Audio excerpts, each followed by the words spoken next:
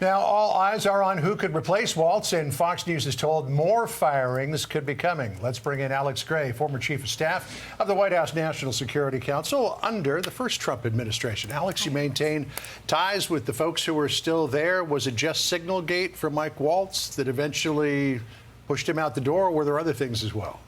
You know, John, I think Mike Waltz, first of all, we should be very clear. Mike is an American hero. He served his country honorably in uniform. One of the things we all know is you serve at the pleasure of the president in these roles. And anytime you go in to serve at this level in the national security role in the White House, you always know that any day could be your last day, and that's under any president. I think there are a number of factors. I mean, I think the president knows exactly where he's headed on foreign policy. I don't think this is like the first term where you have a lot of different advisors with different agendas. I think there's generally a good sense of where we're headed. I do think there's a level of, at the levels below the National Security Advisor, trying to come up with a staff that reflects the president's views, and that's always a bit of a tug of war. And so I think trying to get that right has certainly been a little bit of a challenge. But, you know, I think Mr. Waltz overall, he was aligned with the president's vision. He was pushing in the right direction. And this is just kind of the growing pains of building out your team in the first 100 days. Alex, you know, a lot of people were asking me when all of this happened during Signalgate, why not fire Mike Waltz then? Why not fire Pete Hegseth? People wanted to see some kind of action. And I kept pushing back and saying, well, you don't fire anybody the first 100 days. You wait at least until the 101st, and I guess they waited until 2 days after. Do you think this is all bets are off now and there might be more coming down the pipeline? Well, Donald Trump's not going to be forced into firing anyone by the media, by Democrats, or by the peanut gallery at think tanks in D.C., right? If he's going to get rid of anybody, he's going to do it because he feels like they can no longer constructively serve him. I think, you know, we're hearing speculation about other things. I think what we should really be looking at right now is the president moving forward on his agenda? And does he have a team around him that's aligned with him? I think the answer to that is yes. I think he has a team that, unlike in the first term, where you had the Tillersons and Mattises who are actively undermining him from within, I don't think you have any of that right now. And so it's just a question of the president's comfort level with the people who mostly are aligned with his vision. In terms of alignment, it seemed that Mike Waltz was very much aligned with the president. He went out and he campaigned with him, which I think is why he got the National Security Council job. But you were suggesting when we were talking off camera that there were a lot of people, both inside and outside of the administration, who thought that he was too hawkish. Donald Trump. There certainly are people on the outside, particularly, who come from the wing of the party that's more skeptical of foreign engagements. Laura Loomer was in the White House. You know, there are reports that she was going off on Michael Waltz and his deputy. I mean, is there an influence from outside that's, you know, helping to make decisions? Well, look, there's an influence in every administration from activists and media types and people outside, and that's just par for the course. I think the question is, you know, does the president know the direction he's headed and have advisors around him who share his views? I think Mike absolutely was aligned with the president in terms of the direction that he was headed. The question is, you know, was the staffing always reflective of the direction the president wanted to go? I know a lot of questions were raised about that. I think overall Mike put together a really solid team. But if there's just not that level of comfort, this goes to my point about feeling like, you know, you serve at the pleasure of the president. If the president just doesn't have a sense of comfort that things are moving in the right direction, he's going to make a change. I don't think it changes the fact that Mike served this country with incredible distinction in this role and in the Army and in Congress, and, you know, he's going to have a great future ahead of him. Sure. I mean, the Signalgate thing, if it was anybody other than Jeffrey Goldberg, he might have been able to survive it. But it's interesting, too, that the president is going to be meeting with Goldberg and doing another article for the Atlantic magazine. Democrats, not surprisingly, jumped all over this. Here's a smattering of their reaction. Listen here.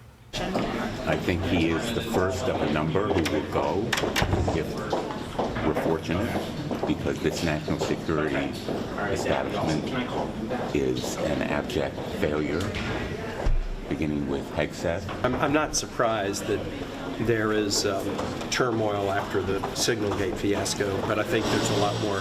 In the words of the late and great John McCain, there's more shoes to drop off the centipede.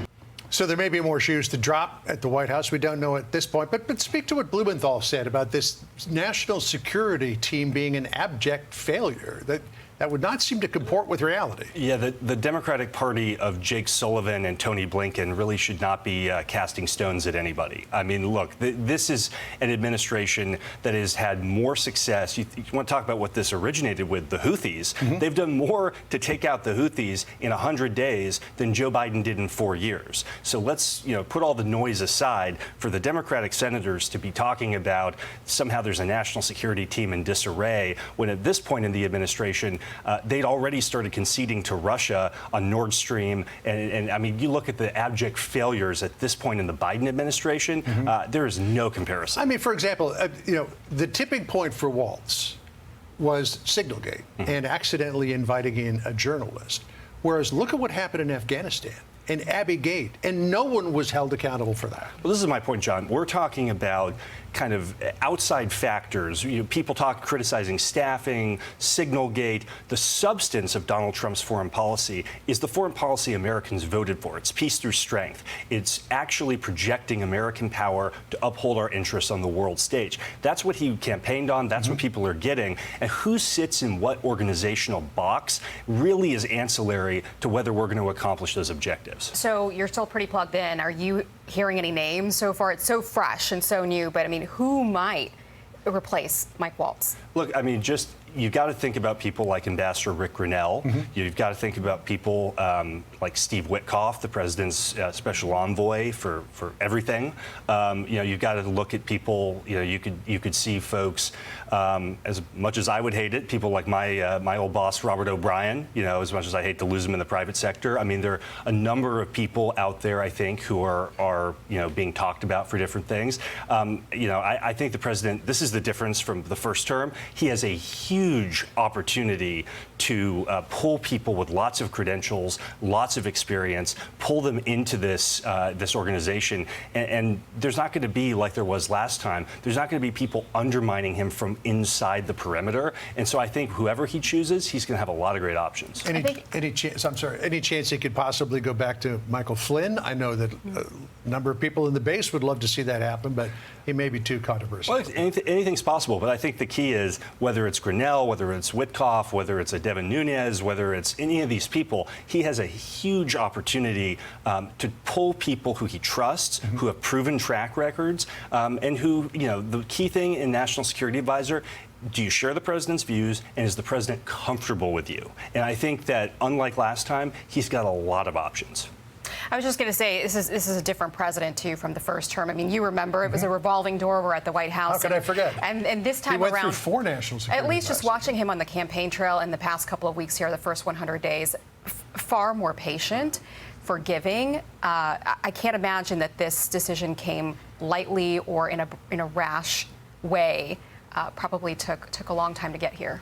Look, the president, one thing about President Trump, he's very deliberative about personnel.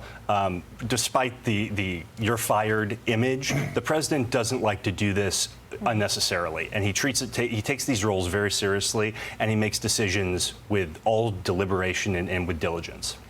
Alex, thank you for the inside look. Thanks for having Alex. me. Good to see Really you. appreciate it. Who knows? Maybe you'll end up back there if Robert goes back. We'll see. Hey everyone, I'm Emily Campagno. Catch me and my co-hosts Harris Faulkner and Kaylee McEnany on Outnumbered every weekday at 12 p.m. Eastern, or set your DVR. Also, don't forget to subscribe to the Fox News YouTube page for daily highlights.